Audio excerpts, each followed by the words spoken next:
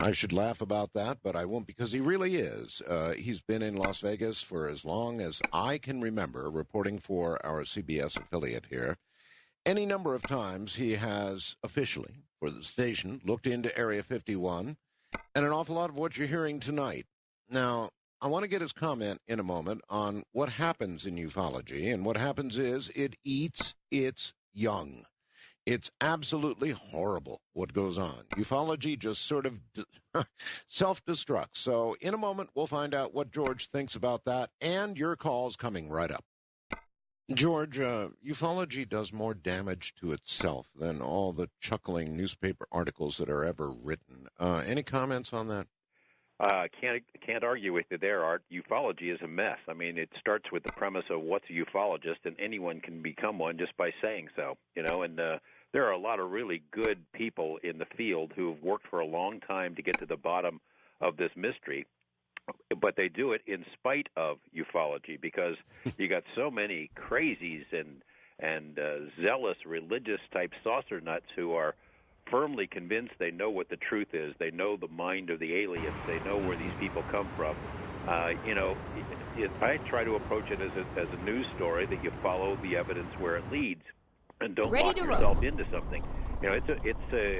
Ufology wants to be taken seriously. It wants respect from mainstream science. I don't blame mainstream scientists from staying away from it because of all the backbiting and backstabbing and infighting and nastiness there is in the field. It drives people away. Dr. John Mack is an example. He became an instant luminary in the field and stuck with it despite the fact that he was under attack by his colleagues at Harvard University. And despite all the loonies that the field attracts. Dr. Jacques Vallée, who I think is maybe the most important researcher in the history of ufology, he basically walked away from it. He was tired of it. It's not getting anywhere. It's a mess. I don't see it getting any better. People dig in their heels and think they know the truth, and it's almost a religion to some folks. It's a wonderful and important mystery that deserves to be taken seriously and be investigated fairly. It hasn't happened. And I think a lot of that has to do with just the nutcases that it attracts. Carl in Akron, Ohio, asks if we're getting any closer to government disclosure of UFO reality. I would have to say no. I don't think so.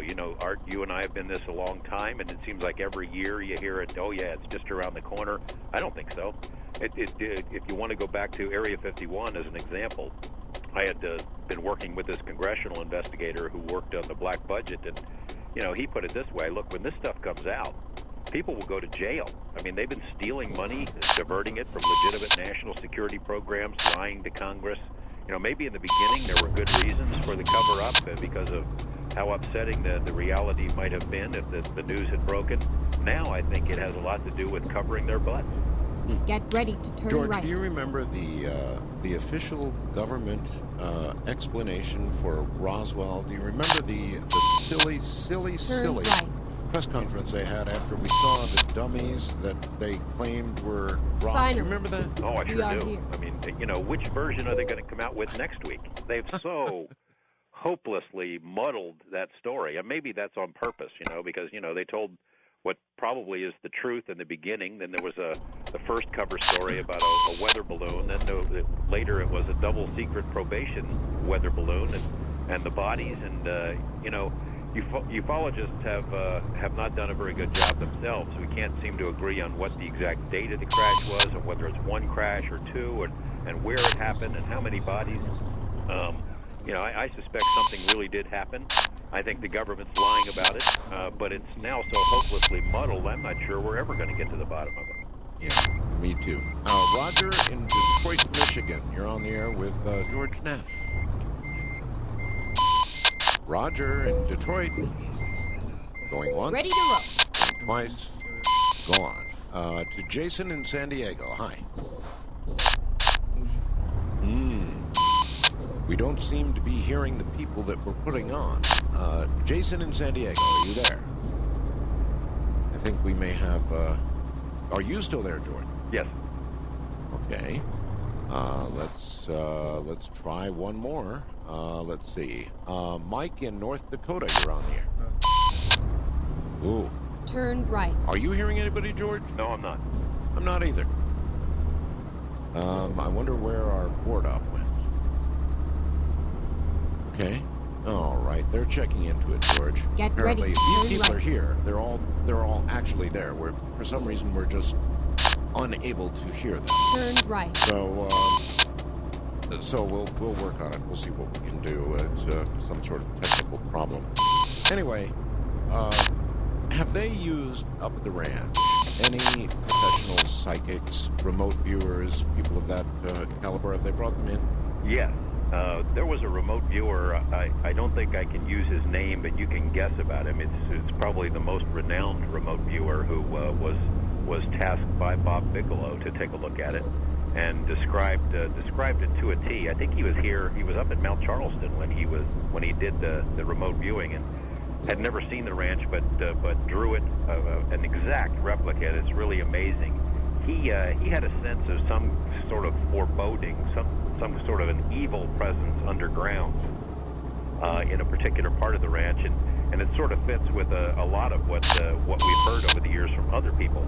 The Native Americans believe that whatever this thing is, that it sort of lives in the ground, at least part of the time. The people who lived on the ranch, the people who still live in the area, say they often hear things underground, almost like a train rumbling down there. And as I mentioned before, one of the things that seems to get that entity stirred up is digging, is moving earth around. In fact, when Tom Gorman bought the property from the previous owners, they included a very strange stipulation in the contract, in the sales agreement, that he was not to do any digging on the property until he had until he gave the previous owners prior notice, which he thought, well, that's just sort of an eccentric little tidbit that they threw in. Couldn't understand it, but he sort of understood it later. All right. Well, that brings up one more interesting topic. Then I'm told we can go back to phones. And that is, they sensed a great foreboding. So, if you had to make a call, George, and you had to say, these are friend or foe, Dr. Jacobs thinks we're all pretty foolish to think they're warm, fuzzy little creatures who have our best interests in mind. What do you think? Well, it's sort of a mixed bag. I suspect that whoever they are, that they're a lot like us, that maybe they have more than one motive. There's more than one agenda being played out. My general feeling, though, is that they could do us a lot more harm than they've done if they chose to do so. That was amply demonstrated on the ranch. They didn't mutilate people. They mutilated cattle. They incinerated dogs. They did other things to other kinds of animals, but made a distinction between doing that to humans. They certainly terrorized people there, and there were psychological scars and a couple of minor physical impacts, but in general, they could have done a lot worse if they wanted to. So there is at least some level of restraint there. Go straight on.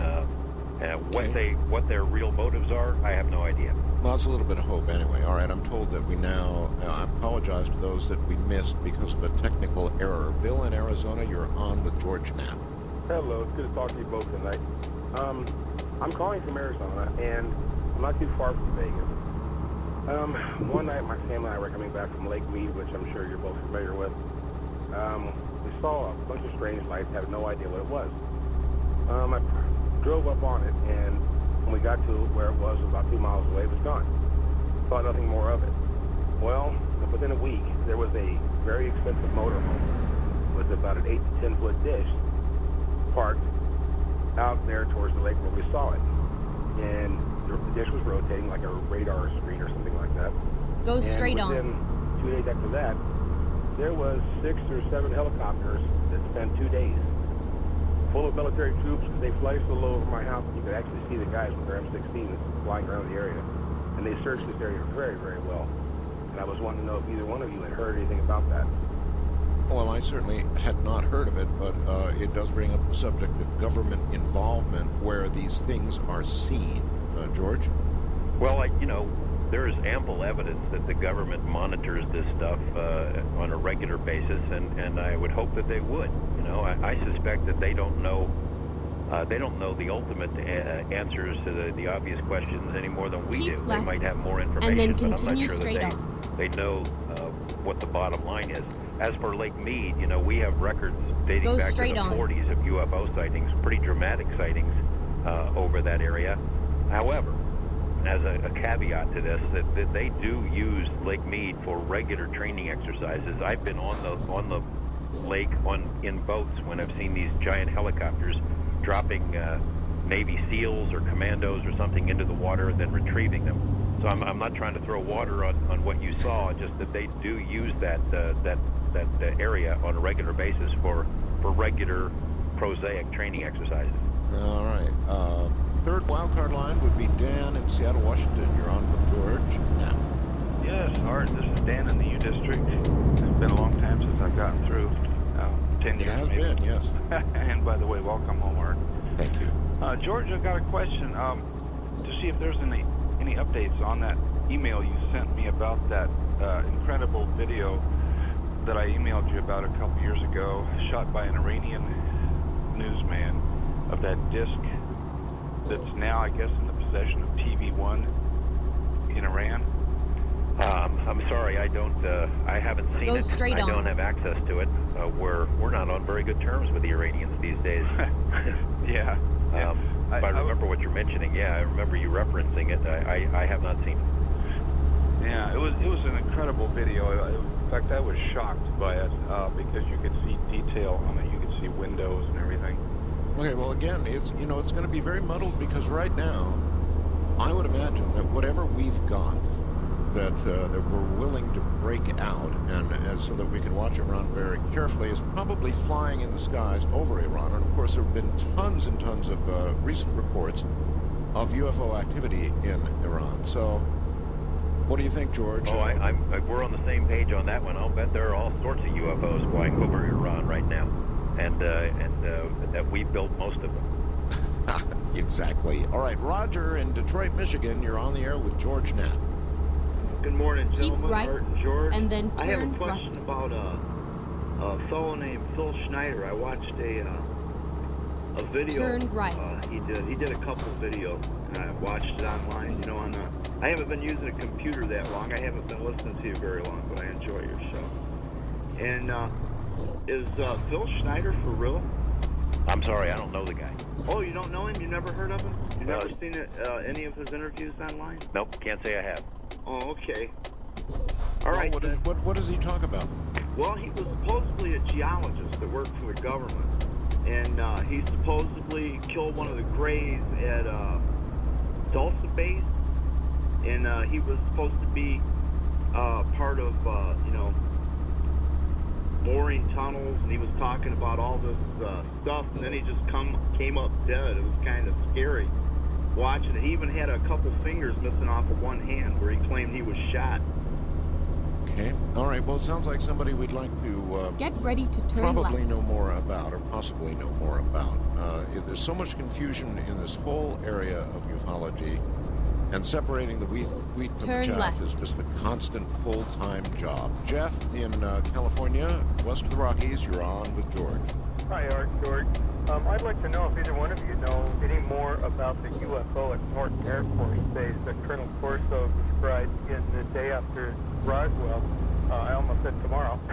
The reason I'm asking, This is I where was it stationed at ends. Norton Air Force Base, and to this day, even with base transfers, there's a warehouse-style building that has not been bulldozed, that has a Faraday-type chamber in it, from what I understand from a person who worked the air conditioning there on the base.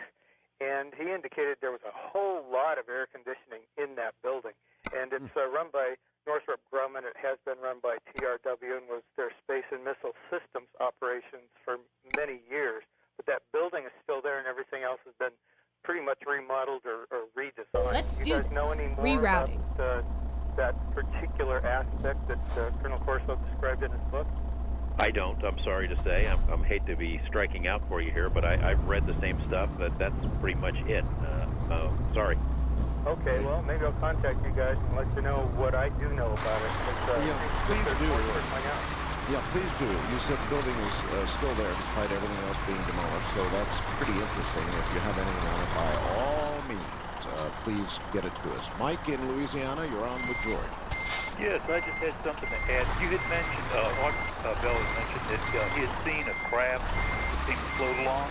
Oh, yeah. And there is a company, Ariane 26. Okay, here we go. I think you can even find them on the web. They had done some little gadget called a deltoid pumpkin seed. It was lighter than aircraft, but it wasn't shaped like a dirigible or a Hindenburg. It was aerodynamic craft. And some of the things that have come along is aerogel. It's an aerogel. I think they call it solid smoke. It's actually a lighter than the air material for building large structures. And, Get ready to turn right. Be. It could be. Yeah. I can't deny that it could be something like that. Yeah, and the U-2, when we found out that the U-2 existed, the SR-71 was already in operation. And this thing's out there to black projects, I'm sure. But when I was in the service in the late 70s, I'd seen some things up in Kansas that definitely weren't dirigible. I kind of think it could have been unmanned vehicles back then. Because one of the things, there was a nuclear jet engine project that Pratt & Whitney and General Electric were involved in the early 60s. There was also NERVA, which was another option if we didn't get the Saturn V when we were going to the moon. And all of these projects had problems with shielding the crew. But, if you could solve some of the problems, I wouldn't see why we wouldn't have, these sort of things. I mean, we use submarines to put people into, important places. Go straight on. Quietly, so, we probably have terrestrial technology. Well, maybe so, sir. But, here's what I would say. If we really have these craft, these triangles, and if these triangles are all ours, then why fly them predominantly over interstate highways? Why fly them where people are going to see them if they're all this big a secret? Why make them so damn public in the sense that, and I think the major place they've been seen is over interstate highways. Had you heard that, George? That's true, yeah. The NID study I referenced earlier tracked it, over highways, over cities, and on air routes between air bases. And of course, if they're from somewhere else, they might have interest in all of those things. Yeah, it doesn't make sense. If it's a big secret, then why fly it in full public view? Wildcard line, Joe in Los Angeles, you're on with George Knapp. Hey, our question one night, I really do feel special. I have a question here for George. I've seen either a special on the History Channel or some like-minded channel. I was talking about these cattle mutilations, and I wondered if you could expand on what they were saying. They basically tried to debunk cattle mutilation by saying certain bacteria, I may be misquoting it, but germs or bacteria that were able to make more precise cuts than that is the surgeon human hand.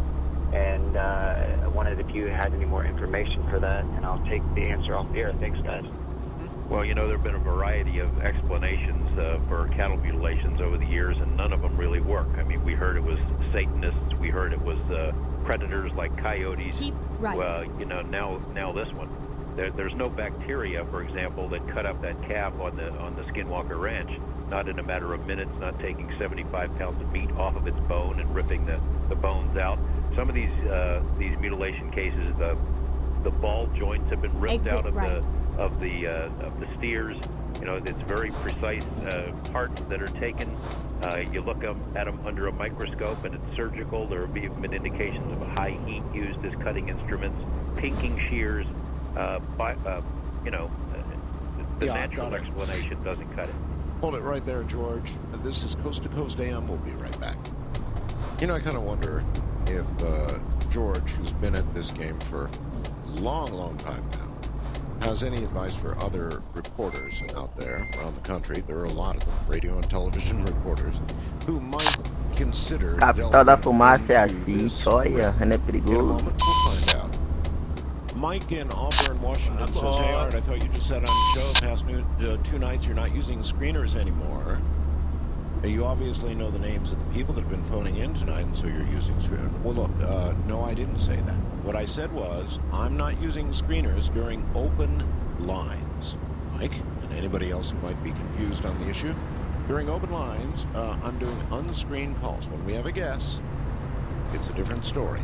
So there you have it. We want to make sure that there is some sort of relevant question that you're asking. Now, George, here's a relevant one for you. There are many reporters across the country.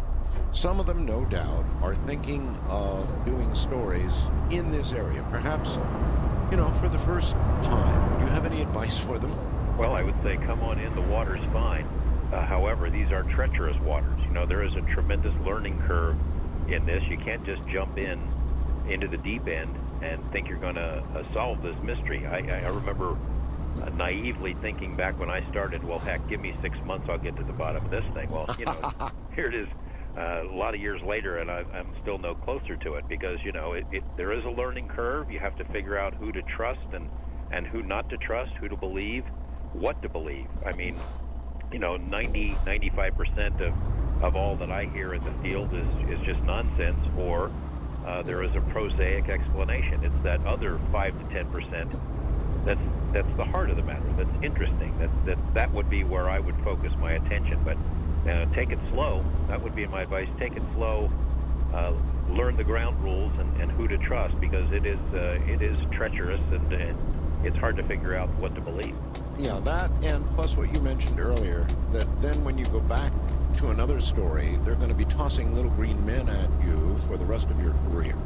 That's true, and I think that has a great deal to do with why the networks don't give it more coverage. See, a History Channel has a UFO show on every night, and they do fine work. But if we really want to generate some change to get people fired up, you need somebody like CBS News covering this stuff. When they've done UFO stories, they always get a tremendous reaction, but those network correspondents don't want to be slammed with this. I remember when 48 Hours came here to do a UFO special. They did an hour show, and of course Area 51 was part of it.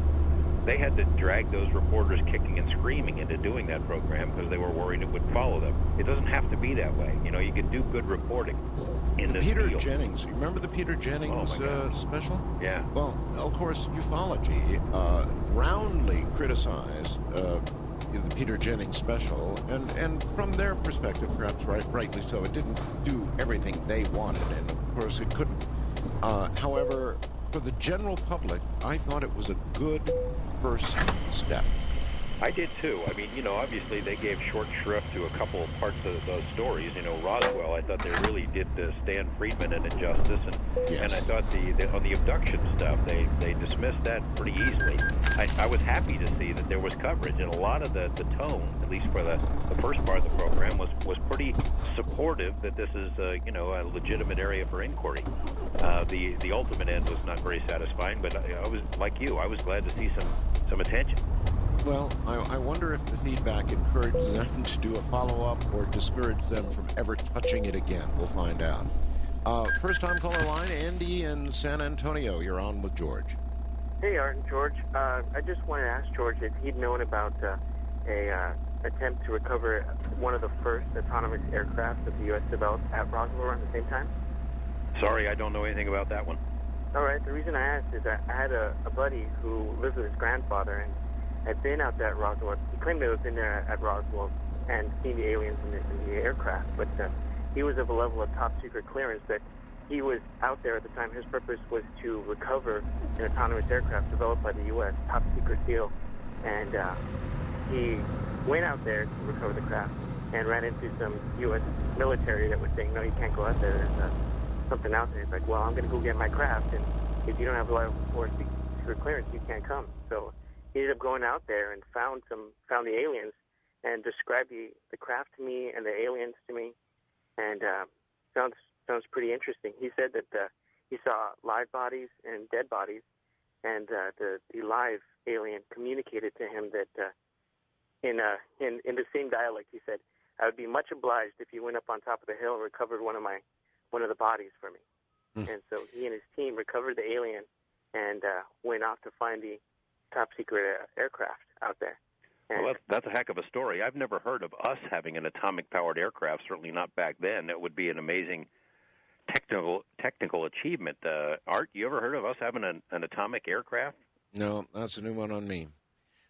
We're kind of getting to the point where those who participated in Roswell as adults are pretty much not with us any longer. Is that story going to eventually die, or do you think it will just sort of live on and expand? Well, like you said, all the first-hand witnesses are rapidly disappearing. I can't imagine that there would be government files left somewhere where the public could access them that deal with the truth about Roswell. I don't know where you go from here. Maybe there's still a Jesse Marcel out there somewhere hanging on who wants to tell a story, but I think it's just about gone as far as it can go.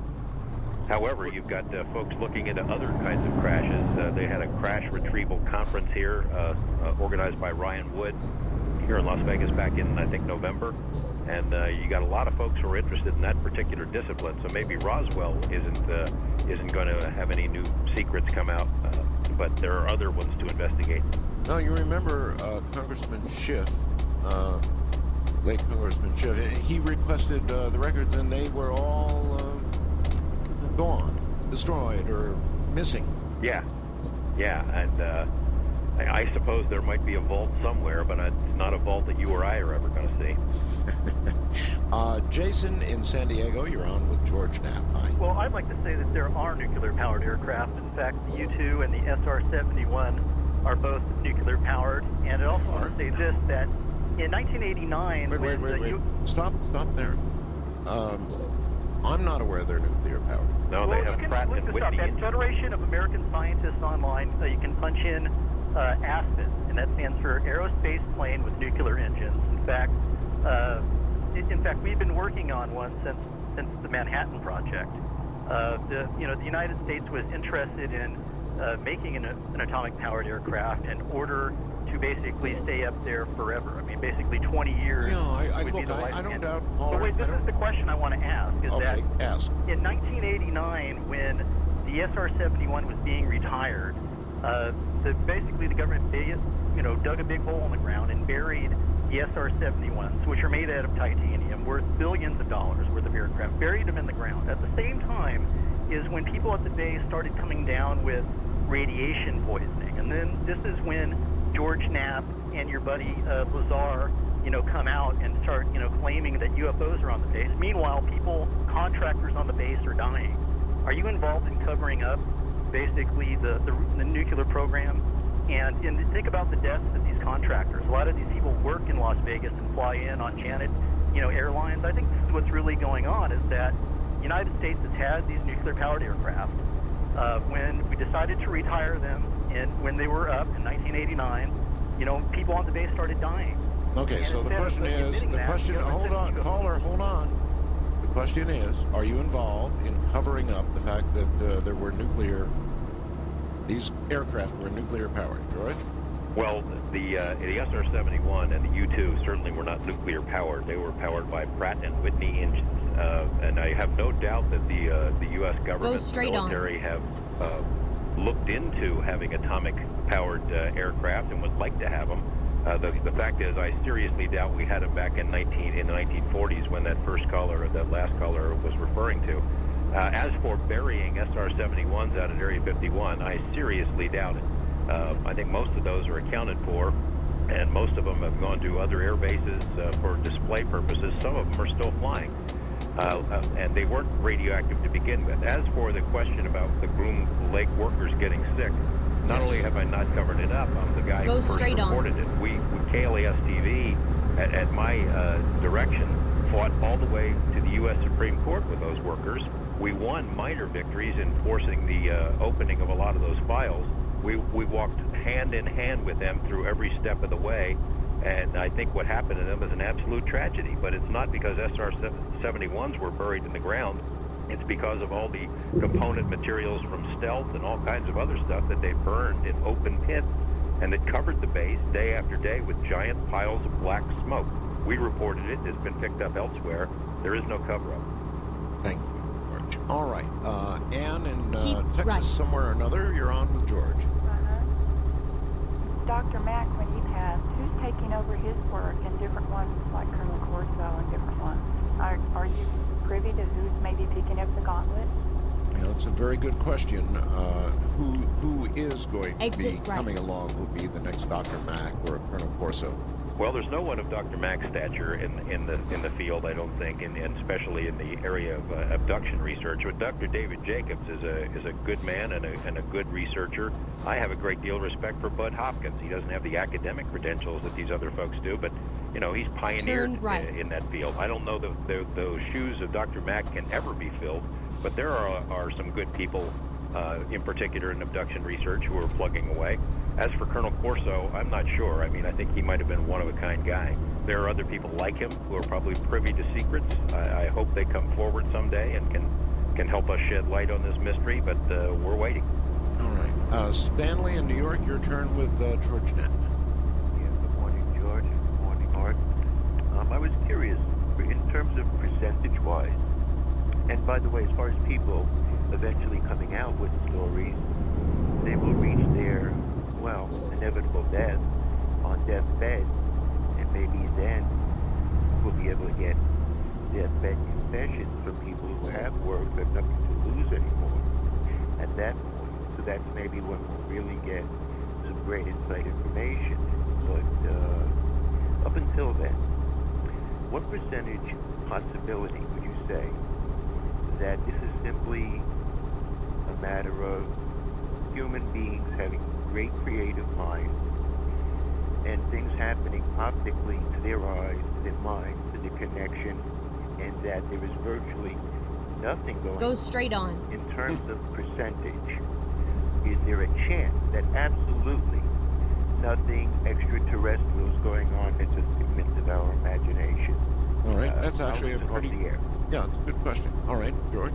Well, I would say 90 to 95% is the term that most serious researchers would use to say how many can be explained away through prosaic means, clouds, planets, planes, weather balloons, whatever.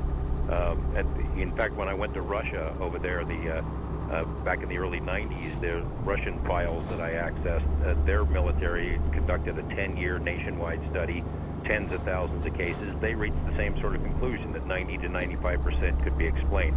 As I said a couple of minutes ago, it's that other 5 to 10% that's interesting. And how many do you need? I mean, one would be enough. There are some very good cases that cannot be explained away. There are some very good ones that have been well documented and were physical effects and radar sightings and film and things of that sort that exist that are not in the imagination. So you would say there's virtually then no chance that all of this could just be explained away by psychological anomalies? Not at all. I mean, there's a small percentage that are real and unexplainable. In fact, I think, as Stan Friedman often says, there were government studies back in the Blue Book days that looked at psychological possibilities as an explanation. That was a very small percentage, I think 5 or 6%. Okay, Paul in Los Angeles, you're on with George Knapp. Hi, good morning, George and Art. Good morning. I have been listening for years in hopes of hearing a story like mine, and I haven't yet. Real short, we were on the beach, and me and my ex-wife, and we were stalked by a flying saucer. It was a short distance off the water, and it was matching our direction and our speed, and whichever way we turned, it matched it just instantly. And I was a law enforcement officer at the time, and I had really good instincts, and I had a good sense of fear, and I really felt at that point that we were going to be abducted, and I sensed a real evil. We hid for a while, and it eventually took off. But I tell you, it was one of the most frightening experiences for me and her, and I haven't heard a story like that. I've heard abduction stories, but I've never heard of near abduction stories. And also, there would seem to be a real strong psychic connection at that point in time. Just a real deep fear and a real connection that I've never had, since. Siemasz. I wonder if there's any other stories or something else like that, because All right. Have you heard of any UFOs? I have. I've had calls, George, from people who have told me that story, that they've had their speeds and directions and turns matched by UFOs. Yeah, I've heard those kinds of stories. In the literature, there are several of them where they've been stalked and shadowed essentially by UFOs. A lot of folks have had the emotional reactions that this guy was talking about. In fact, on the ranch, they had some of that. Some of these balls, and I don't want to get too sidetracked, but some of the balls, these blue balls that seem to be made out of glass with a liquid inside, generated fear way out of proportion, and it seemed to almost feed on it. That's interesting. You said blue balls that seem to be made of glass with liquid inside. Why that description? That's pretty specific. Yeah, I know. That was a regular thing that the folks saw on the ranch. These things appeared to be about the size of a softball, maybe a little bit bigger, a glass-like exterior, and then inside was kind of a bubbling blue liquid, and they would just hover there and seem to either generate or feed off of fear. I mean, just mind-numbing, fall-to-your-knees kind of fear, way out of proportion for what the rancher and his wife had ever experienced before. Turn right. Marie in San Francisco, you're on with George. Hi. Hello, George and Art. Question. I heard the year 40s, and I also heard Lake Mead. In 1943, I lived in a government facility between Lake Mead and the highway close to BMI, Basic Magnesium Incorporated, and my uncle was a guard there. I have his little book where he logged people in, and he also saw a crash. And he came home, and the next day we moved. We went over actually it was at night, we went over the dam, we went into the desert, we went javelin hunting in the middle of nowhere, and we didn't surface again until around Christmas. All right, and ma'am, I just we're thought so it short. was an Ma'am, auto crash. hold on. We're so short on time here. The program is ending. But if you have anything in writing that is really important, do you? Yes. Okay. Would you be willing to get it to us? Well, I have it, and I'd be willing to give it to somebody. But, just to send it off in the blue, it's No. I don't want you to do that. No, I don't want you to do that. Okay, well, I don't want to take up your time, but... All right. What I would like you to do is consider, thank you very much, please consider getting it copied. Don't send any originals anywhere, but it does sound like you might have something. Please get copies of it and get it either to George Knapp at KLAS Television in Las Vegas, or get it to me. Somehow, George, that had the ring of reality. Yeah, that sounded pretty intriguing there. I'm willing to take a look at it. You just know, sitting around the country in various places, George, there is stuff like that, and there was just something about that lady's voice. Listen, the program is ending. We're out of time. I cannot thank you enough for being here tonight, George, and sort of bearing your soul. Great to talk to you again, Art, and let's get together when you're in town. You know it'll happen. Okay. Take care, George. Bye. All right, everybody, that's it. That's this weekend. We return your sets to the weekday version. George will be here tomorrow night to carry on. Everybody have a wonderful weekend. Thank you for all the response. And from the high desert, good night. Here I am. George Knapp is here. And he really is. I was joking about it earlier, but he really is a legend in his own time. He is an amazing man who was a mainstream reporter in Las Vegas. Keep an right, investigative, and then albeit turn eventually right. an investigative reporter. But quite a guy, and then suddenly, turn right. in the way that I did, in the way that I turned Coast from what it was to what it is, George kind of did the same thing. It's been a very strange career track for George. We'll talk about all of that and a lot more in a moment. A lot of people wouldn't know it, but George and I actually go back quite a ways. We've been in meetings that I can't describe with Bob Bigelow and all kinds of interesting things. So we've been